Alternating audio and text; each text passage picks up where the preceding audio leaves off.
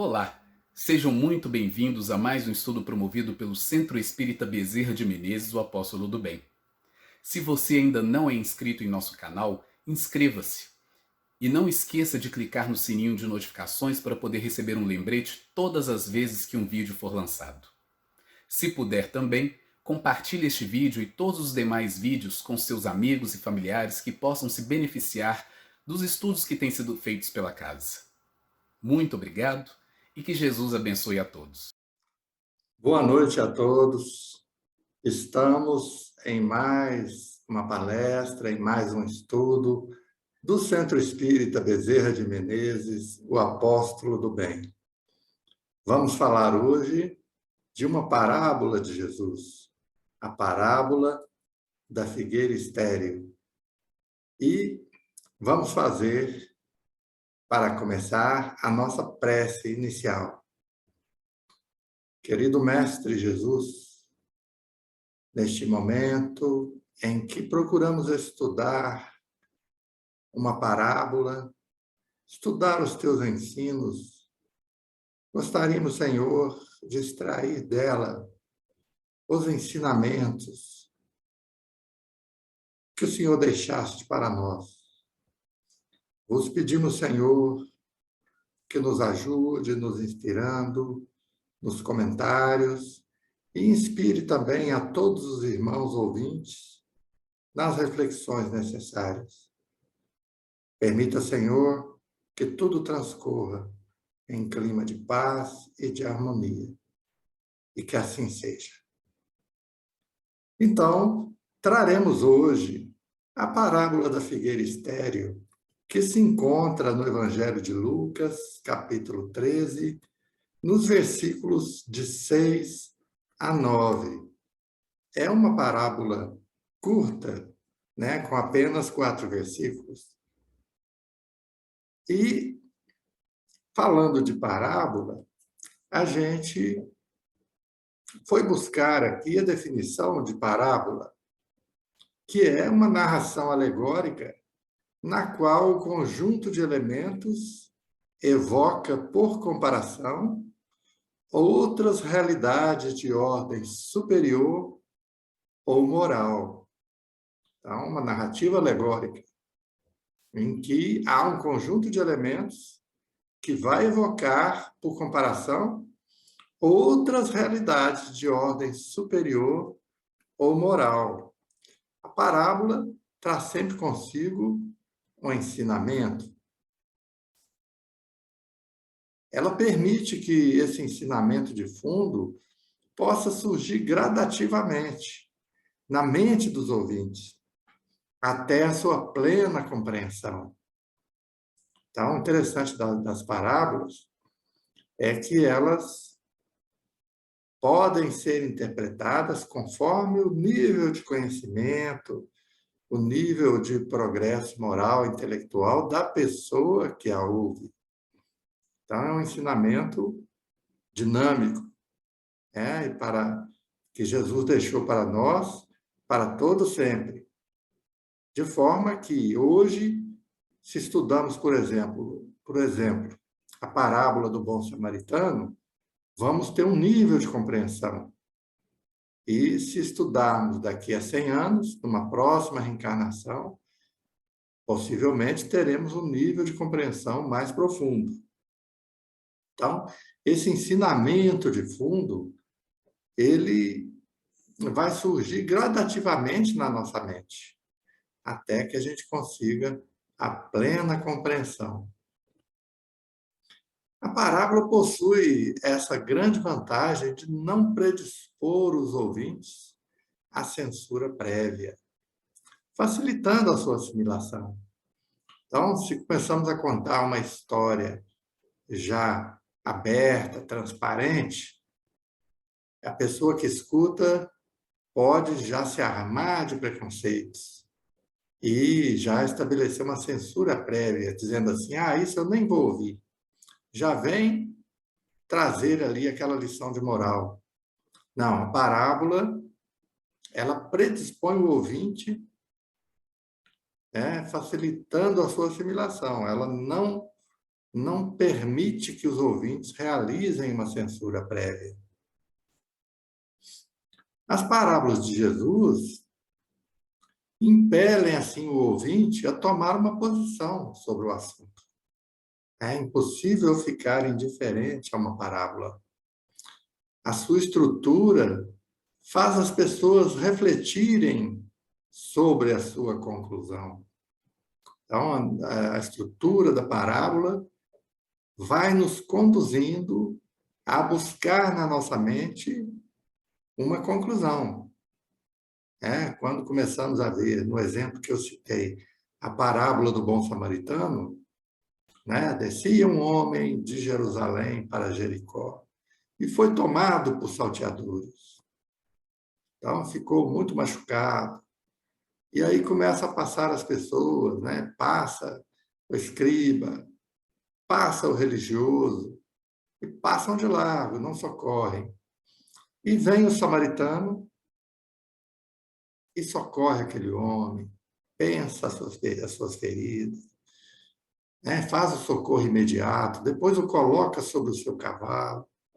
Então, à medida que a gente vai vendo vai lendo essa narrativa ou ouvindo, a gente já vai pensando como é que essa história vai terminar. Qual a conclusão que eu vou tirar daí? Então, essa é a grande vantagem da parábola. Então, lá no capítulo 13 do Evangelho de Lucas, que escreveu em grego, ele narra o seguinte: dizia esta parábola: alguém tinha uma figueira plantada em sua vinha, e ao vir procurar fruto nela, não encontrou. Então, alguém tinha uma figueira plantada em sua vinha, e ao vir procurar fruto nela, não encontrou. Disse ao vinhateiro: há 3 anos venho procurando fruto nesta figueira e não encontro. Corta, porque ainda ocupa inutilmente a terra. Em resposta, ele lhe disse: Senhor, deixai-a ainda este ano, até que eu cave ao redor dela e jogue adubo. Se vier a produzir fruto, bem. Caso contrário, a cortarás. Então, esta é a parábola, na tradução de Haroldo Dutra. A parábola é chamada de a figueira estéril ou a figueira infrutífera. Então, dessa parábola, desses 4 versículos, podemos levantar algumas questões para a nossa reflexão. Questões que supomos poder responder ao final do estudo. Vamos elencar aqui algumas dessas questões. Qual a ideia principal dessa parábola? Qual o tema da parábola? Quem é o dono da vinha? Quem seria esse personagem, o dono da vinha? Quem é a figueira? Será que a figueira representa alguém? Quem é a figueira? O que é o fruto? O que representa esse fruto? Quem é o vinhateiro, aquele cuidador da vinha? O que significa cavar ao redor dela e jogar adubo? O que representa o corte da figueira improdutiva? É outra questão também que podemos levantar para as nossas reflexões. Porque se ela não produzisse naquele 4º ano, o vinhateiro deveria cortá-la, ele poderia cortá-la. Então, o que representa o corte dessa figueira improdutiva? Se descobrimos quem é a figueira, poderemos pensar no que pode representar esse corte da figueira improdutiva.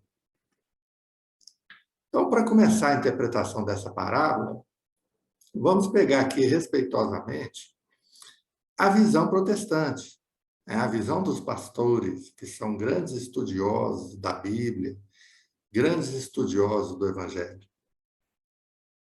Para os pastores, quem seria o Senhor da vinha? É Deus. Deus é o Senhor da vinha.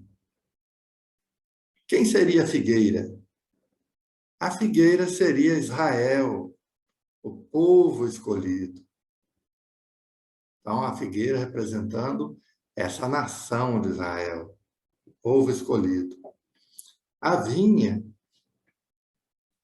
é aquela terra boa, onde há muito leite e mel. É aquela terra prometida, aquela terra boa. Essa é a vinha. O fruto. Fruto representa para os protestantes a produtividade divina, que para eles depende apenas de um arrependimento sincero, gerando o perdão dos pecados e a comunhão com Deus. Então, o fruto para o protestante é quando a pessoa apresenta um arrependimento sincero. Então, gerou fruto. E, dessa forma, gerando o perdão dos pecados e a comunhão com Deus. Para eles, quem seria o vinhateiro? Jesus. 3 anos sem fruto, o que é que representaria? 3 anos em que aquela figueira não produziu. Uma prova de esterilidade, não produzir em 3 anos. Israel seria essa figueira na vinha pela qual Jesus se esforçou durante os 3 anos do seu ministério terreno. Durante os 3 anos do trabalho de Jesus aqui na sua encarnação, da vida pública de Jesus, Jesus teria se esforçado para fazer com que Israel produzisse frutos. E os frutos são aqueles frutos de arrependimento, né? Conforme dissemos, da visão protestante. Ou poderia ser também, esses 3 anos poderiam representar todo o curso da história de Israel, todo aquele período ali.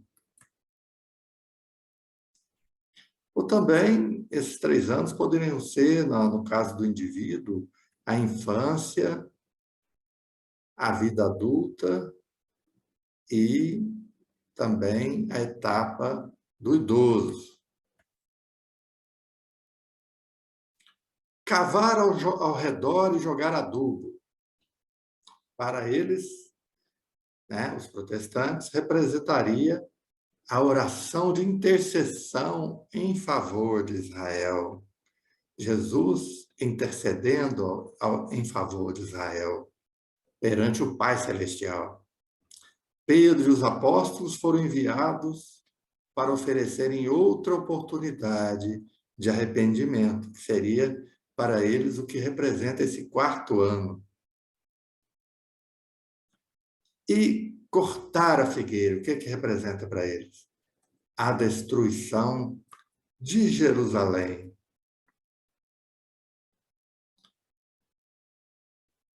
Como ela foi destruída pelos romanos, também no ano 70. Vamos fazer agora, então, depois de vermos, né, para efeito de comparação, favorecendo os nossos estudos, vamos ver o estudo da parábola da figueira estéril à luz do Espiritismo. Então, começando lá pelo versículo 6. Dizia esta parábola: alguém tinha uma figueira plantada em sua vinha, e ao vir procurar fruto nela, não encontrou. Então, Jesus traz esse ensinamento em forma de parábola. Alguém tinha uma figueira plantada em sua vinha. Então, chama atenção, em primeiro lugar, esse sujeito aí, indefinido, né? Alguém tinha uma figueira plantada em sua vinha. Né? Não mostra o nome do dono. E a figueira, né, também nos chama a atenção, a figueira plantada no meio de parreiras, né, numa vinha, né, que a vinha é destinada a produzir uvas. E ali alguém tinha uma figueira plantada, né, um elemento estranho ali. Porque se sabe que uma espécie frutífera, ela produz mais e melhor ao contato com outras árvores da mesma espécie. Então, ali na vinha, várias parreiras, né, plantadas ali uma ao lado da outra, produziriam, né, favoreceriam a produção de uvas. E essa figueira plantada junto à árvore de outra espécie, ela não produziu, porque esse alguém que era dono da vinha, ao vir procurar fruto nela, não encontrou. Então, grifei aqui nesse versículo, alguém, né? Quem é esse alguém? Quem é esse dono da vinha? A figueira, a vinha e o fruto. O que é que isso poderia representar? A vinha simboliza a propriedade e, assim, a garantia da vida, o sustento, um dos bens mais preciosos do homem para os judeus. Para os judeus, o sustento de alguém é sagrado. Né? Se você interferir no sustento de alguém, prejudicar esse sustento, né, você vai ter graves consequências na sua vida, porque representa uma infração grave das leis de Deus. Então, a vinha simboliza a garantia da vida, né, o sustento de alguém. Então, esse alguém que era o dono da vinha, ele tirava dali o seu sustento, né, um dos bens mais preciosos do homem. A videira era uma das árvores do paraíso. Um dos sonhos de Israel era ocupar a terra onde corria o vinho, símbolo da riqueza e bênção. Né? Então, na terra prometida, né, dos sonhos dos judeus, que eles perambularam 40 anos pelo deserto até chegarem na terra prometida, ali haveria vinho e mel em abundância. Então, era um sonho. Né? A vinha representa o sustento e representa o sonho dos judeus. Vinha era, portanto, um sinal da bênção de Deus. E o povo de Israel é representado como o povo de Deus. Quem seria esse alguém, né, que é dono da vinha? Ora, trazendo para a nossa intimidade, a gente lembrando que cada versículo do Evangelho diz respeito ao Espírito imortal, a gente percebe que esse alguém que era o dono da vinha era o nosso Pai Celestial, né? O Criador e dono de todas as coisas. Né? É Deus. Deus é aquele alguém que é o dono da vinha. No versículo 7 diz assim: disse ao vinhateiro, há 3 anos venho procurando fruto nessa figueira e não encontro. Corta, porque ainda ocupa inutilmente a terra. Então, a gente destaca aqui que as parábolas de Jesus utilizavam fatos corriqueiros da época, situações que eram conhecidas por todos. Então, era comum em uma vinha se plantar também árvores de outras espécies, como a figueira, para o maior aproveitamento do terreno. Como se faz hoje, por exemplo, numa cultura de café, onde nos intervalos, né, se planta feijão, por vezes, para aproveitamento do terreno. Então, fazia-se o mesmo à época de Jesus. Né? Numa vinha, era trivial, era corriqueiro se plantar figueiras também. Então, esse vinhateiro que era o cuidador da vinha, né? O proprietário da vinha disse ao vinhateiro que há 3 anos ele vinha procurando fruto nessa figueira e não encontrava. Quem seria essa figueira? A figueira somos nós. A figueira é o espírito imortal que reencarna na terra essa vinha, com o objetivo de produzir frutos. Frutos de evolução, frutos de progresso, frutos de arrependimento também, por que não? Então, Deus, esse alguém que era o dono da vinha, se dirige ao vinhateiro, aquele responsável por essa vinha que é a terra, pela nossa oportunidade reencarnatória aqui na terra. Quem seria esse vinhateiro? Quem é o nosso governador espiritual da terra? É Jesus. Então, tanto para nós espíritas, quanto para os intérpretes evangélicos, protestantes, esse vinhateiro é Jesus. O dono da vinha é Deus. O vinhateiro é Jesus. A figueira somos nós. A vinha é a nossa oportunidade reencarnatória aqui nessa terra. Esse período de 3 anos representa a nossa trajetória aqui na Terra, onde, periodicamente, passamos por avaliações, passamos, por momentos de prestação de contas, e já era a terceira prestação de contas, e não se encontrava nenhum fruto nessa figueira. Então, o dono da vinha disse ao vinhateiro: corta, porque ainda ocupa inutilmente a terra. Ora, árvores de outras espécies eram plantadas nas vinhas, além das parreiras, para o aproveitamento do terreno, para o melhor aproveitamento do terreno. Então, se ela não produzia, o dono da vinha disse: está ocupando inutilmente a terra. Poderia haver aqui outra árvore produtiva.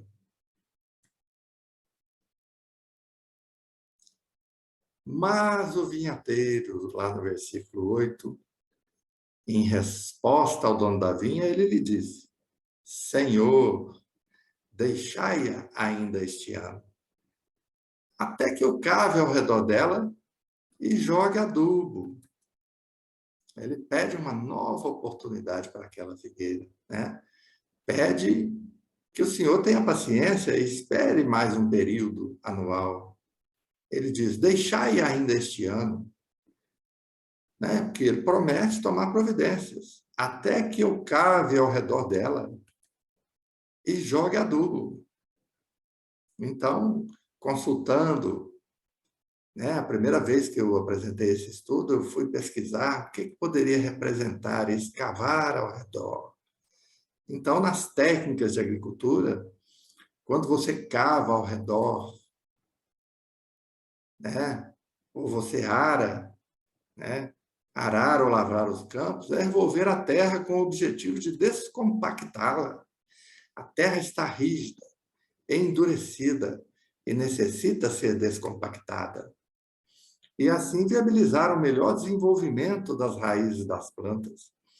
Porque as terras duras, pedregosas, não permitem que as raízes se desenvolvam.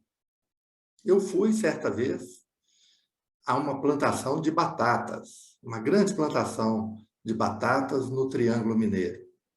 E fui avaliar o terreno onde a gente estava apresentando uma proposta de realizar ali prospecções arqueológicas, pesquisas arqueológicas para ver se encontrava algum sítio. E lá chegando, com 5 minutos andando lá na plantação, eu percebi que o solo era extremamente pedregoso. Então, a pessoa que me acompanhava disse: é por isso que a gente passa o trator aqui com um escarificador, que é uma espécie de gancho de ferro fundido ou de aço, que vai sendo arrastado pelo solo e traçando sulcos ali, né? Escarificando aquele solo, e isso para permitir que as batatas ali plantadas, suas raízes, elas se desenvolvessem ali, permitissem, né, o desenvolvimento das raízes daquelas plantas. Esse trabalho também de cavar ao redor expõe o subsolo à ação do sol, né? O sol, né, a fonte de energia, sempre extremamente benéfico para a vida da Terra, né? A fonte de toda a vida da Terra, nosso sol. Também escavar ao redor enterra restos de culturas anteriores ou ervas daninhas existentes. Então, desse exemplo da parábola de cavar ao redor da figueira, né, a gente trazendo isso para a nossa intimidade, trazendo isso para a nossa realidade espiritual, o que que representaria? Ora, muitas vezes estamos repetindo os mesmos erros há séculos, em diversas encarnações. Estamos como que cristalizados naqueles erros. Então, é necessário, né, descompactar isso, né? É necessário trabalho de escavar ao redor para descompactar esse solo assim tão duro, tão estéril da nossa intimidade, permitindo que ele fique menos refratário às novidades, né? Que fique mais acessível, mais receptivo ao novo, porque o processo que necessitamos é o processo da nossa renovação íntima, da nossa mudança interior. Então, o que é que representaria escavar ao redor, né? Também é algo que permite um maior arejamento, né? No caso do solo, arar melhora a infiltração de água e a aeração, né? Entra mais ar. Esse arejamento do solo possibilita o desenvolvimento dos organismos úteis, além de permitir a mistura de nutrientes, adubos, químicos ou orgânicos, corretivos de acidez, etc. Né? Se estamos lá, adquirimos o calcário dolomítico que vamos utilizar para corrigir a acidez do solo. Não é? Se o solo estiver rígido, estiver compactado, vamos jogar inutilmente aquele calcário ali. Né? Então, é preciso arar, revolver o solo para criar os espaços onde sejam permitidas essas misturas de nutrientes, né? Tanto os corretivos de acidez, como também os adubos, os fertilizantes, etc. Então, no sentido espiritual, às vezes o nosso espírito precisa de um arejamento, precisa de mudar de ares, como vimos, por exemplo, na história da médium Dona Ivone Pereira, que havia tido diversas reencarnações na Europa, onde sucumbiu, não aguentou o peso das suas provas, então faliu. Então ela recebeu um arejamento ali, veio reencarnar no Brasil, e numa família que não era a sua, uma família de espíritos que eram estranhos a ela, né? Não reencarnou entre espíritos que eram afins, espíritos que eram próximos, mas reencarnou numa família diferente. Ela necessitou ali de um arejamento. E é um processo doloroso, né? Como, digamos, né, entre aspas, que o solo sente aquele revolvimento, né? Imagine passar um escarificador no solo, né? É um processo violento, é um processo rigoroso. E para nós também, muitas vezes, esse arejamento que nós necessitamos, né, representa uma reencarnação diferente, uma reencarnação fora do nosso ambiente costumeiro, uma reencarnação onde vamos encontrar dificuldades que não tínhamos antes. Então, esse é o cavar ao redor e jogar adubo. É isso que o vinhateiro promete. Deixa eu cuidar dessa planta mais um ano, mais um período. Vou cavar ao redor, vou adubar.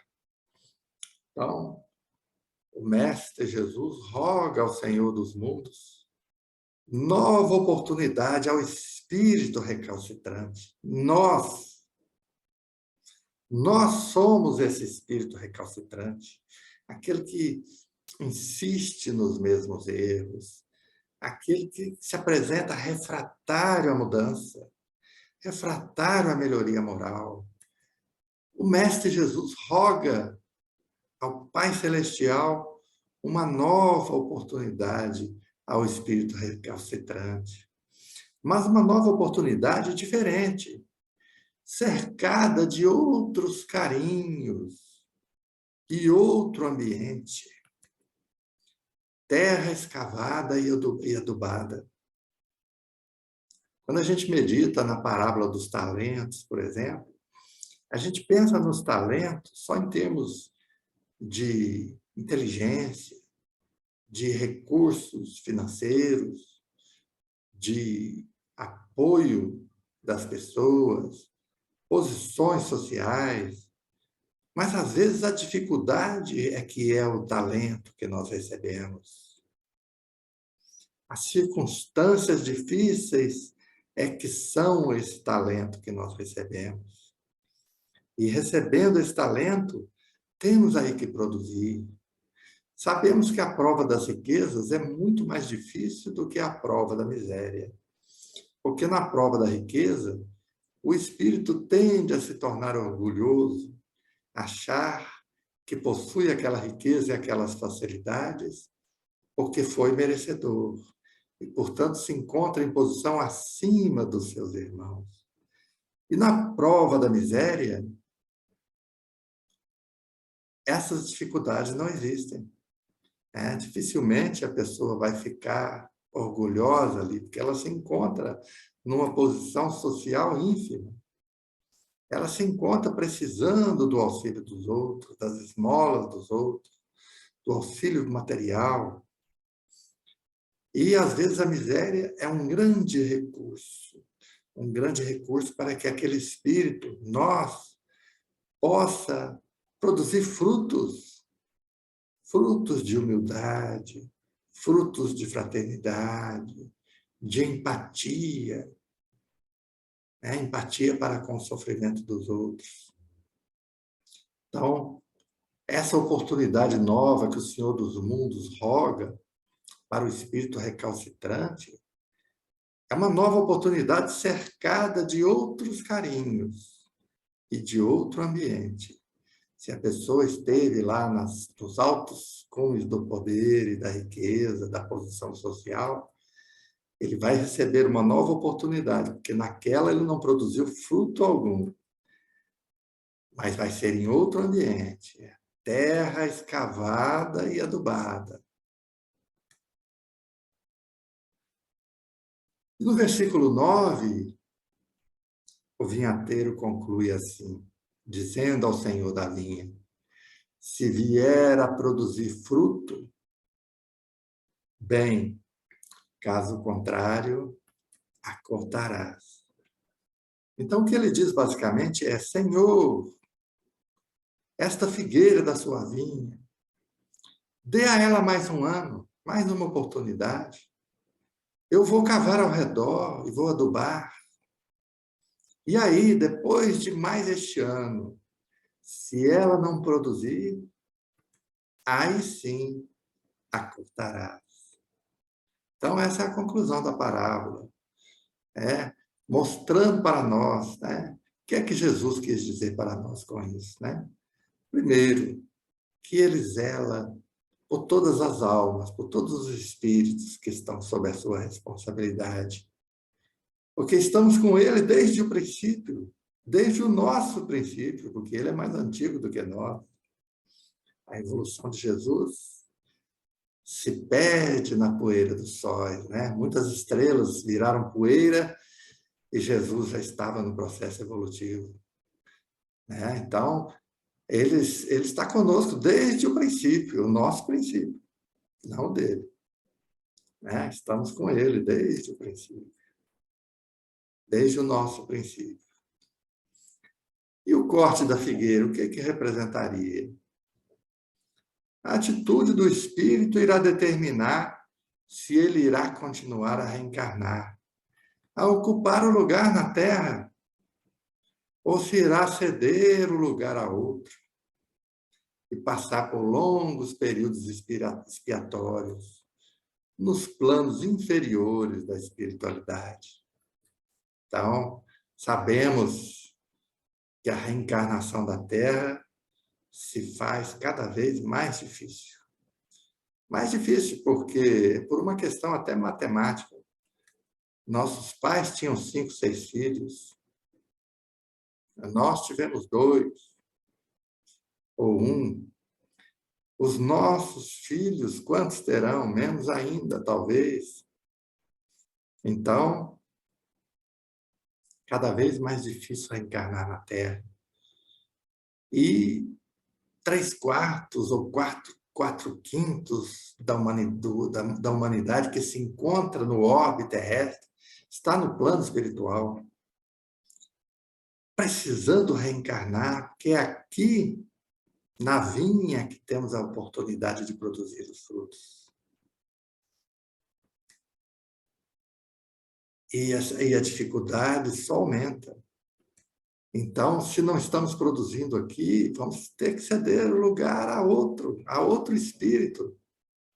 E, por nossa vez, passarmos longos períodos expiatórios nos planos inferiores da espiritualidade, ou até degradados para mundos ainda em condição inferior à da Terra, enquanto a Terra está passando, né, para uma nova condição, passando de mundo de provas e expiações para mundo de regeneração. Muitos espíritos estão sendo degradados para mundos com os quais afinizam mais, mundos inferiores. E passaremos ali, caso sejamos degradados para lá, se estivermos entre eles, muitos milênios ali de períodos expiatórios. Então, quais são os simbolismos contidos nessa parábola? O Senhor da vinha, quem seria? Deus. Fica claro isso para nós. A figueira, quem é que seria? Todo versículo refere-se ao espírito imortal. A figueira é o espírito, somos nós. A vinha representa a terra, a oportunidade reencarnatória que estamos tendo. O vinhateiro, quem é? Jesus. O nosso mestre é o vinhateiro, responsável por todas as árvores aqui plantadas nessa vinha. O fruto, o que é? O fruto seria externo ou interno, né? Produzimos frutos aí com as nossas ações no mundo material. Ou esse fruto seria interno? Claro que os frutos são internos, né? São frutos de progresso, de evolução, virtudes que adquirimos, frutos de arrependimento também, né? Quando estamos nessa condição. Mas os frutos são basicamente internos. Esse período de 3 anos, o que é que representaria? As mensagens, talvez, né? As mensagens que recebemos, né? As revelações, né? Tivemos a primeira revelação de Moisés, com os 10 mandamentos. Depois tivemos a segunda revelação, trazida pelo próprio Mestre, por Jesus. E a terceira revelação é a revelação espírita. É o Consolador prometido por Jesus, representado pela doutrina espírita. Então, se alguém, tendo passado por essas 3 revelações, ainda não está produzindo frutos, É bem esta figueira quem Jesus, por quem Jesus, para quem Jesus pede uma nova oportunidade ao Senhor da vinha, nosso Pai Celestial. Né? Pede mais um ano. O que é que representaria este ano? O que é que representaria este ano? É a oportunidade que estamos tendo agora. É a nossa reencarnação atual. Ela representa este ano. E nela temos que produzir estes frutos, para não sermos cortados, para não perdermos a oportunidade de ocupar um lugar aqui nessa vinha. Nesse planeta que vai mudar de condição, né, que está em processo acelerado de transição evolutiva, se transformando em breve num mundo de regeneração. Queremos ocupar um lugar nesse mundo de regeneração. Por isso, este ano é a oportunidade que estamos tendo agora. E fique aí esta mensagem para todos nós refletirmos, né? Começando por mim, mas para todos que ouviram esta análise aí da parábola da figueira estéril através da internet. E por isso, agradecemos aqui neste final a esses companheiros, né, que sempre nos ouvem, aos companheiros do Centro Espírita Bezerra de Menezes, o Apóstolo do Bem, que fica no Boa Vista, em Belo Horizonte. Temos site na internet para quem quiser procurar o endereço. Então, um abraço a todos os irmãos da casa e também àqueles que estão nos ouvindo, nos vendo pela primeira vez através da internet, que estão convidados também a virem participar conosco das atividades presenciais. Vamos fazer, então, a nossa prece de encerramento. Querido Mestre Jesus, neste momento em que encerramos os estudos de hoje, vos agradecemos, Senhor, por esta oportunidade maravilhosa de apresentar uma análise, ainda que imperfeita, do teu ensinamento contido na parábola da figueira estéril, rogando ao Senhor que nos ajude a produzirmos os nossos frutos, porque necessitamos produzi-los este ano, agora, enquanto estamos aqui. Por isso vos agradecemos, Senhor, pelo empenho em nosso favor, perante ao Pai Celestial, por todas as oportunidades recebidas, nesta oportunidade reencarnatória, nessa experiência de agora, por todos os recursos recebidos aqui, mesmo que esses recursos sejam, por vezes, para muitos de nós, o da escassez, ou do sofrimento, a caminhada áspera, pelos caminhos pedregosos, cheios de espinhos, mas que saibamos nos aproveitar desses recursos para produzirmos esses frutos de que tanto necessitamos. Ampara-nos hoje, agora e sempre, e que assim seja.